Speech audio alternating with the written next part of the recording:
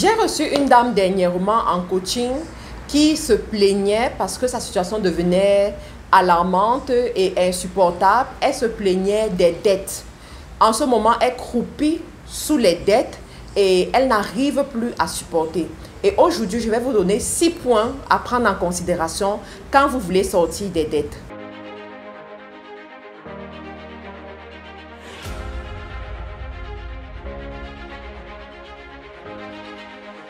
Vous savez, lorsqu'on est dans la dette, on n'a plus de vie. Lorsqu'on a des dettes, on ne profite plus de la vie comme les autres. Lorsqu'on est dans les dettes, on mène 2 vies. La vie devant les créanciers et notre propre vie. Et aucune de ces 2 vies n'est enviable. Aucune de ces 2 vies ne nous donne la paix.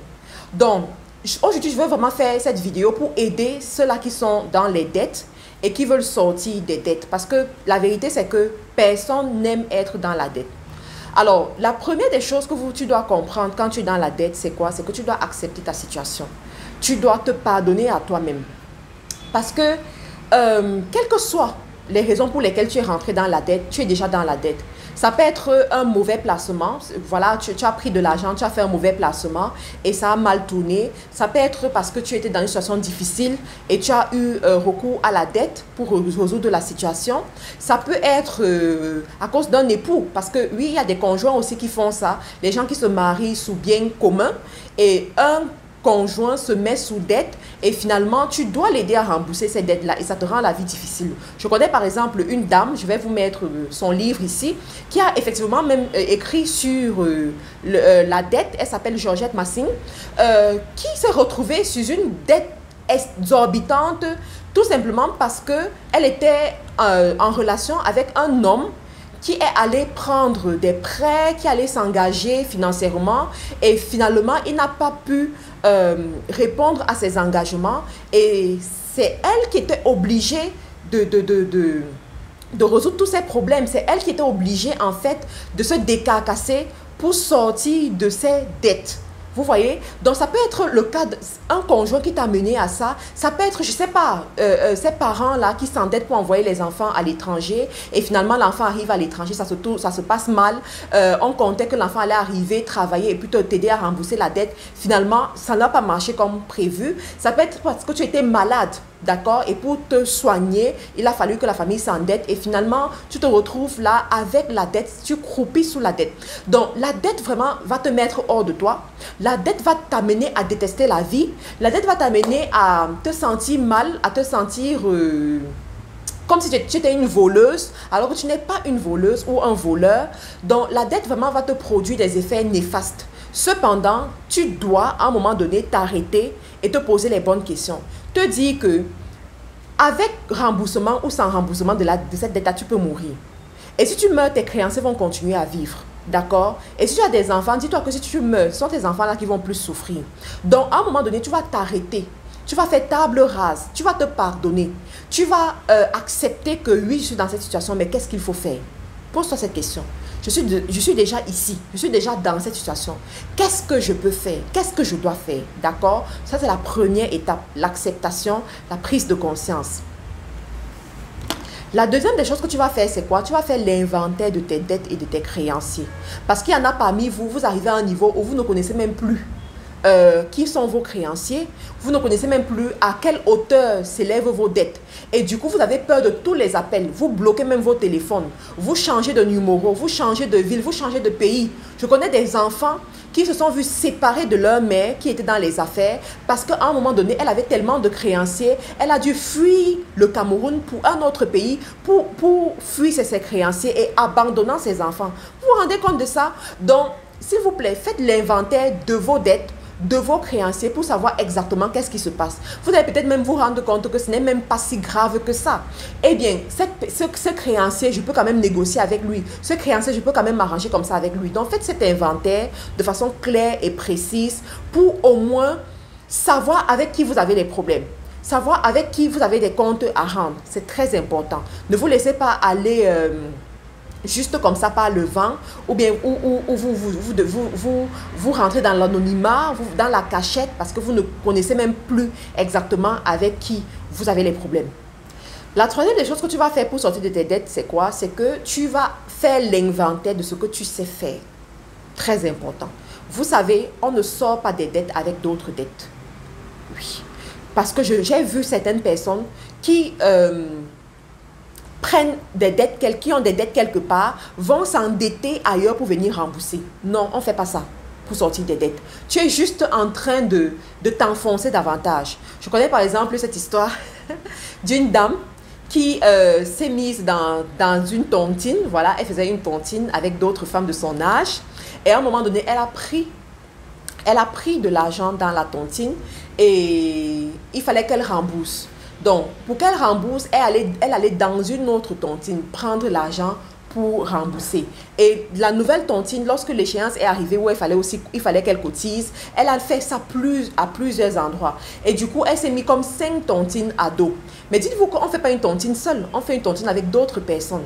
Ça veut dire quoi? 5 milieux différents où tu es discrédité, 5 milieux différents où on a perdu confiance en toi, 5 milieux différents où on ne peut plus jamais t'aider. Donc, on ne fait pas les choses comme ça, mais ce que tu vas plutôt faire, c'est quoi? C'est que tu vas faire l'inventaire de ce que tu sais faire. Une femme ou un homme sait toujours faire quelque chose. Il y a toujours une compétence que tu peux développer et mettre à profit. Alors, cette chose-là que tu sais faire, tu vas commencer à mettre un prix dessus et tu vas travailler. Tu vas travailler pour rembourser tes dettes. D'accord? Quand tu as les dettes, tu ne cherches pas à mener une vie du paradis. Tu ne cherches pas à mener une vie où tu te la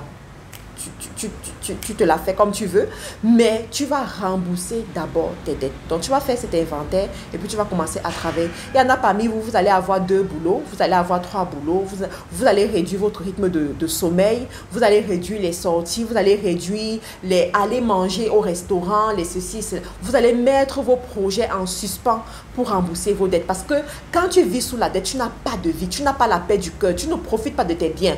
Tu n'es pas à l'aise. Même si c'est le banquier qui est ton créancier, tu n'es pas à l'aise. Donc, tu vas faire l'effort de rembourser tes dettes.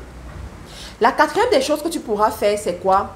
Si jamais ce que tu peux faire avec tes mains ne te permet pas d'avoir assez de cash flow, tu vas chercher du travail autour de toi. Tu vas demander de l'aide.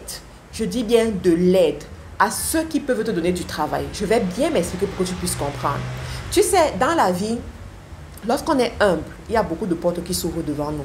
Écoutez bien ce conseil. Je parle à ceux qui sont dans les dettes. Parce que ceux qui sont dans les dettes, des fois, vous ne réfléchissez plus. Parce que cette dette-là, cette souffrance vous empêche de réfléchir. Donc, si vous connaissez des gens qui sont dans les dettes, envoyez-leur cette vidéo. Donc, tu vas apprendre à être humble. Allez voir ces personnes qui peuvent te donner du travail, qui peuvent te donner des marchés, qui peuvent te donner des opportunités à saisir. Tu vas leur expliquer ta situation, pas pour faire pitié, mais pour qu'ils te donnent du travail. C'est très important. Tu leur expliques que tu es prêt à travailler. Tu veux le faire, tu veux travailler. Sauf que tu as juste besoin d'un coup de pouce. Tu as besoin de quelqu'un qui va te faire confiance, qui va te donner le travail, qui va te donner le marché, qui va te donner cette possibilité. Et grâce à ce travail-là, tu vas pouvoir mettre de l'argent de côté pour rembourser tes dettes. D'accord? Donc, tu vas faire ça et tu vas te rendre compte que sur 10 personnes à qui tu auras parlé, il y a au moins 5 personnes qui seront sensibles. Il y a au moins 5 personnes qui voudront t'aider. Pourquoi est-ce qu'elles t'aideront? Parce que tu n'es pas venu leur demander l'argent.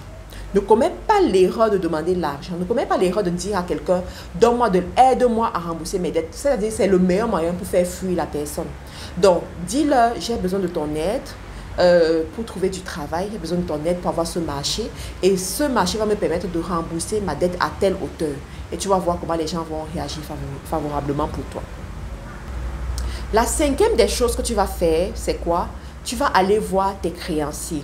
Très important. C'est la raison pour laquelle tu dois déterminer qui sont tes créanciers. Même si c'est la banque, d'accord? Même si c'est la banque, tu vas aller voir tes créanciers, tu vas négocier. Voilà, tu vas renégocier les termes de la dette. Ça veut dire quoi? Ça peut être le pourcentage d'intérêt que tu vas revoir peut-être à la baisse. Tu vas leur dire, voilà, j'avais pris cette dette à tel pourcentage d'intérêt, mais compte tenu de la conjoncture, compte tenu de comment est-ce que les choses sont en train d'aller, je pense que je ne pourrais plus remboursé à telle hauteur. Est-ce que vous pouvez m'accorder une faveur et revoir à la baisse? Il y a beaucoup de gens, d'hommes d'affaires, de femmes d'affaires, à cause du Covid, les activités n'allaient pas comme il fallait. Tu ne vas pas mourir à cause d'une situation, de ce qu'on appelle la force majeure. Tu comprends? Donc, Covid, c'est ce qu'on appelle la force majeure en droit. Et personne ne peut nier la force majeure. Mais c'est à toi d'apporter les preuves pour justifier l'impact de la force majeure dans ton activité. Donc, tu vas t'asseoir, tu vas effectivement ressortir toutes ces preuves-là et tu vas venir renégocier les termes du contrat, les termes de l'engagement avec ton créancier. Autre chose que tu peux renégocier avec ton créancier, ce sont les délais de remboursement. Donc, si c'était un délai peut-être très proche et tu te rends compte que avec tes responsabilités, avec tes engagements, tu ne peux pas honorer ce délai. Qu'est-ce que tu vas faire? Tu vas renégocier le délai pour leur dire « accordez-moi plus de temps ». Il est préférable pour toi d'aller voir ton créancier, de renégocier les termes du contrat ou bien alors les délais. Au lieu d'attendre que le délai arrive, tu ne rembourses pas l'argent, tu ne fais pas signe de vie ou bien tu commences à raconter des histoires le jour du remboursement. Ça, c'est vraiment une très mauvaise image. Donc, quand tu vas vers ton créancier et tu poses le problème, tu renégocies, il voit ce qu'on appelle la présomption de bonne foi. Et je vous assure, en droit, c'est très important. Même si à un moment donné, vous allez aller devant les tribunaux, le fait que tu auras posé cet acte-là devant le juge, ça te donne ce qu'on appelle présomption de bonne foi. Et sur cette base, je vous assure, il y a beaucoup de bonnes choses qui peuvent se passer. D'accord?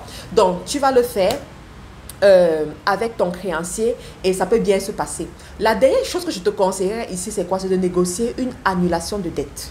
Oui, il y a beaucoup de gens qui ont profité de ça, qui continuent même à profiter de ça, annulation de dette. Il y a des gens qui avaient des dettes contre le gouvernement, contre des banques ou bien contre des créanciers, voilà.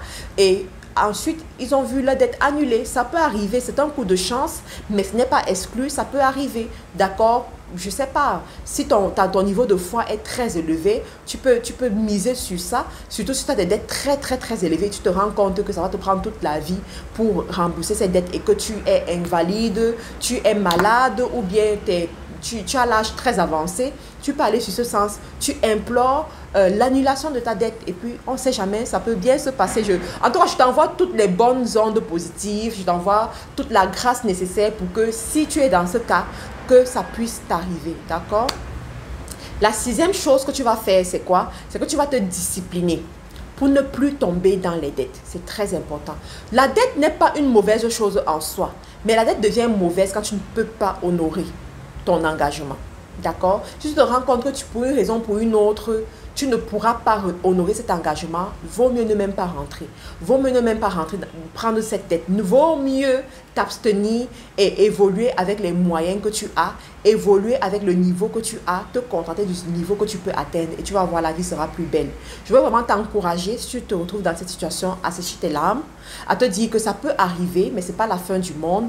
Tant qu'il y a la vie, il y a espoir. Tu n'es pas le premier, tu n'es pas la première dans cette situation. Il y en a qui sont passés par là, mais qui se sont en sortis.